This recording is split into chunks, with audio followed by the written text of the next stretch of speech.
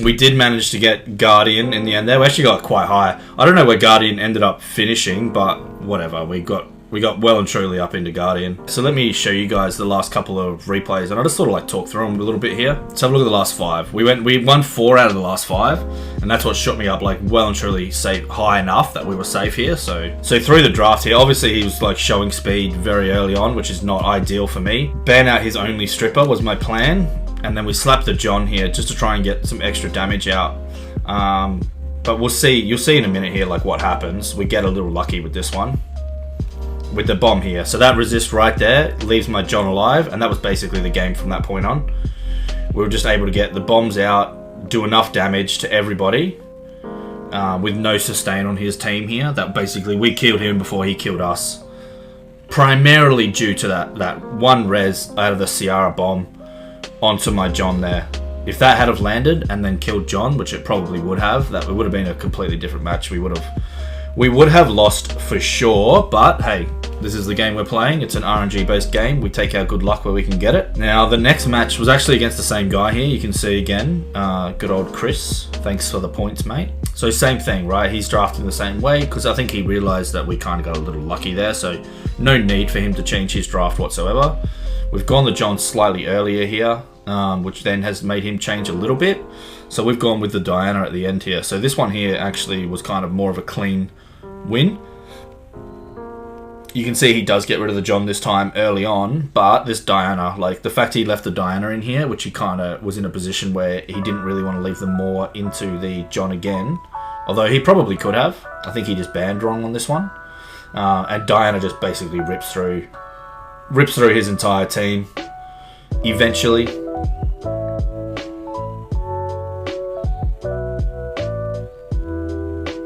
Okay, so the Samuth did get the reset, that's why we couldn't transform there.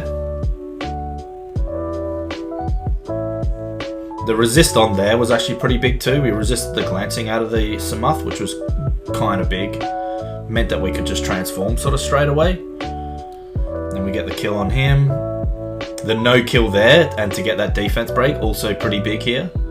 Also pretty big. The fact that Kaki survived. My Kaki, considering it's like the speed of it and the attack that I have on it, it's pretty tanky too. The offset is an energy set, so it's like, you know, plus 13k HP on a Kaki is a decent amount. So yeah, we got the win there. Alrighty, so this next one we lost. We did lose this one. It's look, we get pretty hard counted here. I took the Leah there because I didn't want to go Kaki into the Wusa, but I think that was honestly a misplay. I think we should have just gone the Kaki. The Kaki's a lot stronger into the Ragdoll, so we kind of just get dumpstered here. There's not really much we can do. The that early proc certainly didn't help my cause, but realistically, with 2 healers here, we didn't really have a good chance at this one. There wasn't much RNG that, if it had have gone differently, would have mattered. If I'm being completely honest, we just got like it is what it is. You know, when you're running like these sorts of cleave teams, there's definitely counters to them. Many of them are out in the field right now. Leo, Abelio, Ragdoll's not usually very good for me either. And we just couldn't kill anything. Too much sustain on his team, too much turn cycling on his team, just everything. We slapped the Diana trying to get it out, but yeah, it's just over. Over already. We didn't give up though, because you never know if you get a quad stun or Gina goes crazy with procs and that, you know. So we ran it out, but we weren't really looking too good for that one. So this was our second to last match here that we ended up doing. This is actually a beautiful one, right? This is the kind of teams that we'd like to take this into. Lots of LD5s, but no real speed threat, and they try to tank me. It's very difficult to tank this team unless you've got like super tanky things or interrupting things that heal as well. So you can just see the damage out of Leah is just insane. No defense break, just attack buff, speed buff. You know, Moore was about to finish up there. We definitely would have killed the Tian lane. Maybe would have killed the Nana as well. And then our final match here. So this was the one that we were probably already safe. I didn't know what the cutoff was going to be exactly.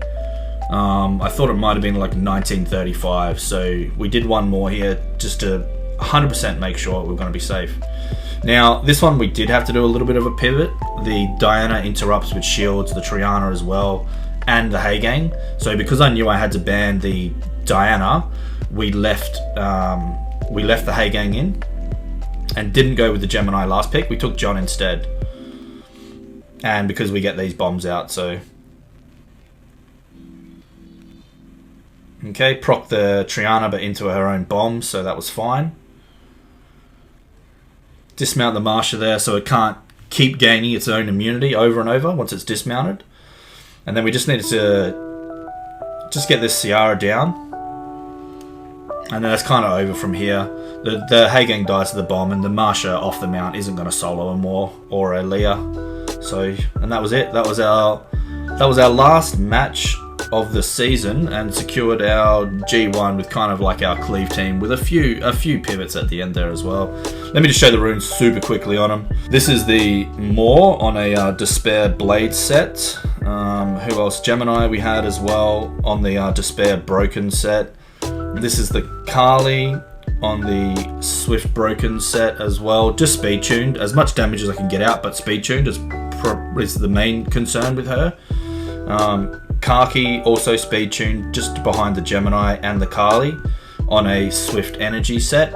You saw there we won one of those matches because we were able to stay alive a little longer with the Kaki, and that's this Energy set here, giving him plus 13k HP. That's, like I said, that's a fair amount for a high damage this fast unit. It's a reasonable amount of HP as well, so he's a little bit bruiser-ish. And then Leah as well, also speed tuned, 99 crit. Just damage, as much damage as you can get out of her on a Swift Blade set here. And then the same artifacts that we used for our usual Leah in the arena. Some of the other ones that we used at the end there was the Diana we got a win with, super tanky. John we used a couple of times as well. So yeah, that's kind of the units. And that was the last sort of 5 matches that we used to finish off our season and secure our Guardian. So thanks very much for watching, and I'll see you guys in the next one.